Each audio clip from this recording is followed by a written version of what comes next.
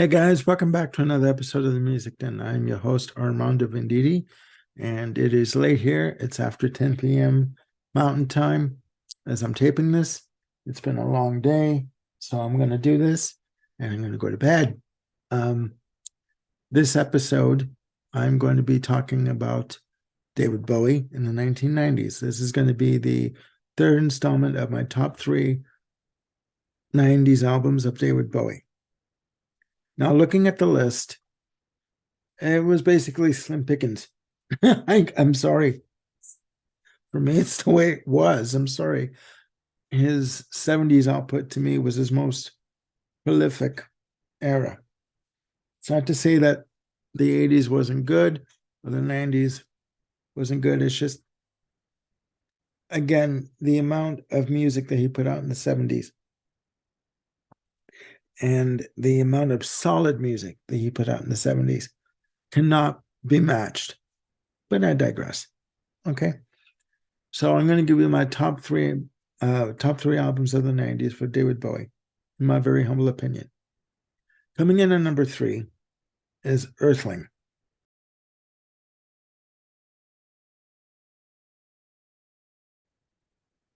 Released in 1997. This is David Bowie's electronica album, drum and bass album, jungle, techno, trip hop, whatever you want to call it. It is heavily influenced by techno on this album. Too much so. Now, Bowie has always been one to do whatever the hell he wanted to do musically. You know, he's gone all over the map. And he's always expected his fans to go with him. Wherever he wanted to go, he expected them to follow him. In my opinion, this was an avenue that I could not go down. I could not follow him. You had songs like Telling Lies, which was a single. Little Wonder, another single. 7 Years in Tibet, which is not a bad song. I'm Afraid of Americans, which is my favorite song on the album.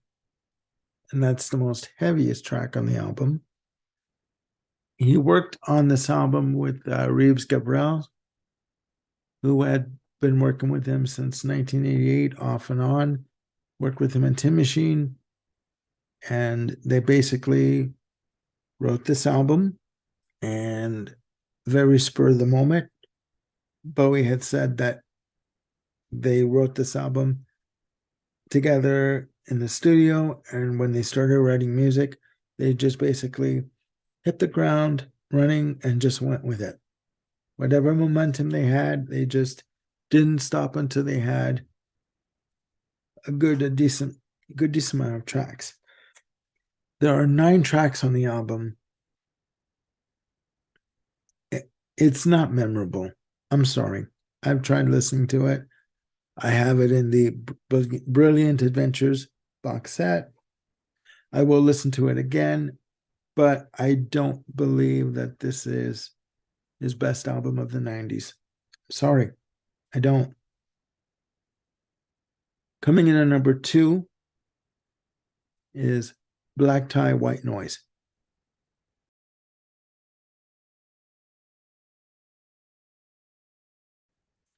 Released in 1993 through a new deal he had signed with Arista, also another record company called Savage.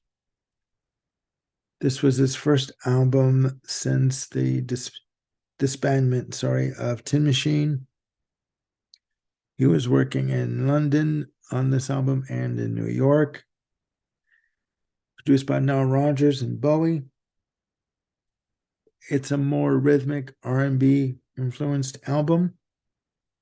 There are 2 instrumentals on this album, The Wedding and Looking for Lester. The singles from the album are title track, Black Tie, White Noise, a duet with I'll Be Sure. It was quite hot at the time. Also, Jump They Say is was the first single released from the album.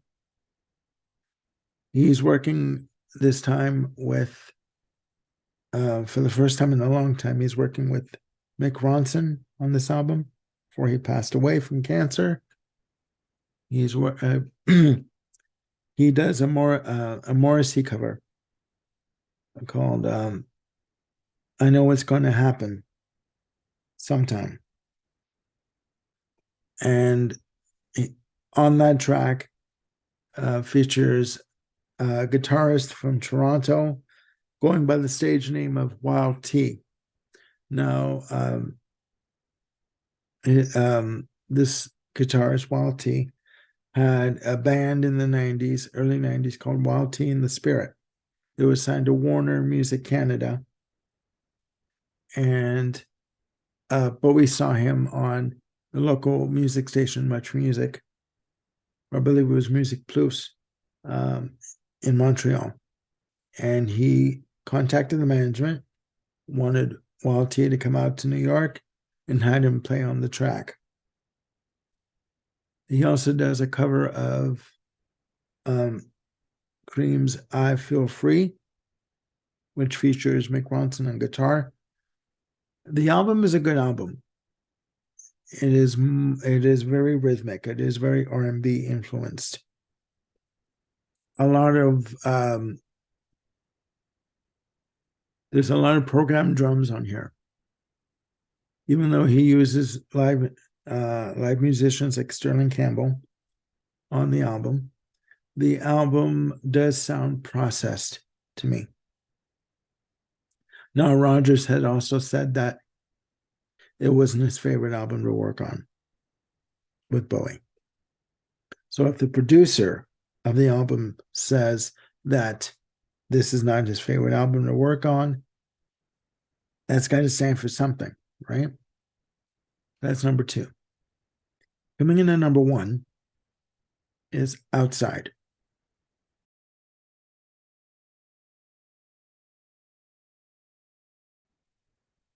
Released in 1995, this was his first collaboration with Brian Eno in quite some time. This album is a very dense album musically. It's more of a industrial type of music, very hard-edged, more atmospheric in terms of keyboard use and in terms of, again, the use of industrial effects. More in line with Nine Inch Nails. And consequently, he toured with Trent Reznor and Nine Inch Nails on this tour for the Outside World Tour. He had actually called Trent Reznor and told him that he was just about to release an album. He knows it's not going to sound very well, and he wanted Trent Reznor to tour with him. But he did it for artistic sake. There are 19 cuts on the album. It tells a story, a very loose concept story. The inspiration, I'm even from reading what was said on Wikipedia about this album, I'm still confused as to what the concept is for this album. All I know is it was inspired by Twin Peaks. Okay? There are elements of, again, industrial, jazz. Those are the 2 main elements. Ambient is also bantered about on this. He is also working with Mike Garson on piano, and they worked together in the early, 73, 74, and they actually worked together pretty steadily after the release of this album. You can tell It is Mike Garson on piano with his flourishes, etc. The singles that were released from the album were The Heart's Filthy Lesson and Strangers When We Meet, which is the last track on the album. There are also musical / spoken interludes throughout the album that go for like a minute and 30 seconds to like 39 seconds each. It is a very long album. It clocks in at 74 minutes and change, which is fine. I mean, if this is, you know, if the album has merit, if the album musically can carry you from track 1 to track 10 or 11 and it's a long album, I don't care. As long as musically there is something there that keeps you interested and keeps you motivated to want to listen to it to the very end, I don't care. So yeah, that is my number 1. So at number 3 you've got Earthling. Number 2 you've got Black Tie White Noise, and number 1 you've got Outside. So that is my list for the top 3 albums of David Bowie from the 90s. I told you it was going to get harder as I go along with this list, because as you go along, the albums are not consistent. I was listening to Hours from 1999. It's not a good album. It's okay. Thursday's Child is good, but there's not a bunch of songs on there that are consistently good and that keep you interested. I got to be honest. So that's the show for today. Hopefully you guys are having a great night and you're looking after yourselves and each other. It is Thursday night. Tomorrow on Friday, Ryan Gavalier is coming back on the channel and he's going to do an episode with me on Misguided or Misunderstood. And we're going to be talking about, yes, Big Generator, their album from 1987. Was it a misguided step? Was it misunderstood by the audience at large? You be the judge. Anyways, that's it for tonight. Hopefully you guys are doing okay. Please look after yourselves and one another, and I will see you very soon. Bye-bye.